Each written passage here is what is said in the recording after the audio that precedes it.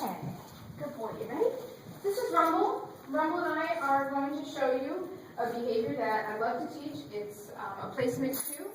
I call this cue on your mat.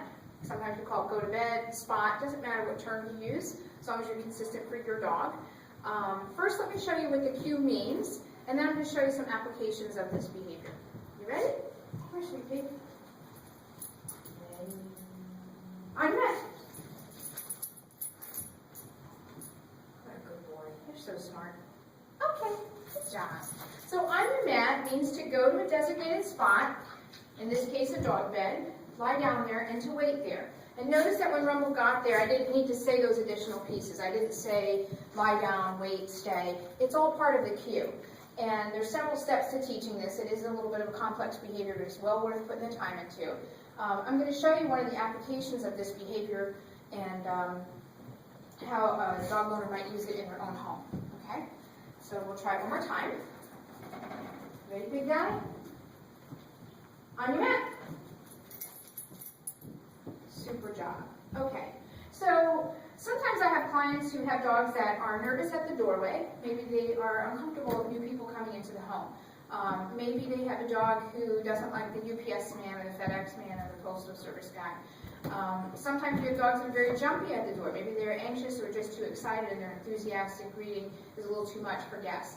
So if I can send my dog to a designated spot and then I can go answer my door, pretending that somebody has come to my door right now, and I have to sign for a package, I can do that while my dog is safely contained, on this spot, and that way he's not able to reverse an inappropriate behavior.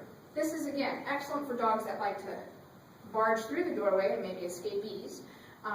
It's great for dogs that are anxious at the doorway, maybe fearful dogs, dogs that like to lunge and bark at unfamiliar guests, or maybe the enthusiastic greeter. Just a super way to manage that situation. Okay. Oh, that was a good one. You're such a good boy. Give me five. So I like this for so many reasons. And, again, it takes a little while to train it, but it's so worth it. And another reason I like to teach it is if my dog has a designated spot to go, I can then send him there. Maybe I have a dinner party and I have guests over, and I want my dog to be out and be social and be present, but I don't need him underfoot. If I can send my dog to a spot, you ready? On your mat. Good boy. I send him to a spot, and then I give him something to do that keeps him occupied there, like this bully stick, or maybe I would take a marrow bone and give it to him, or a stuffed Kong. If I give my dog something to do that's a little bit longer lasting in duration instead of just one treat, now he's going to hang out there, getting reinforced on that spot. It's worth his time to hang out there, and that way he can be present with the commotion that's going on, but he's not underfoot. Okay? In our kitchen, we have several little area mats, and those are excellent ways that I manage dogs while I'm cooking. I don't want to put my dogs away. I want them to be present, but they need to learn to hang out and not be under my feet or begging for food while I prepare it, or while I'm eating at the dinner table, perhaps. So many reasons to teach this cue. We teach it again in the basic obedience class, so sign up with us for class, and we'll teach you this as well as many other super behaviors that every dog should know. Thanks, Ron.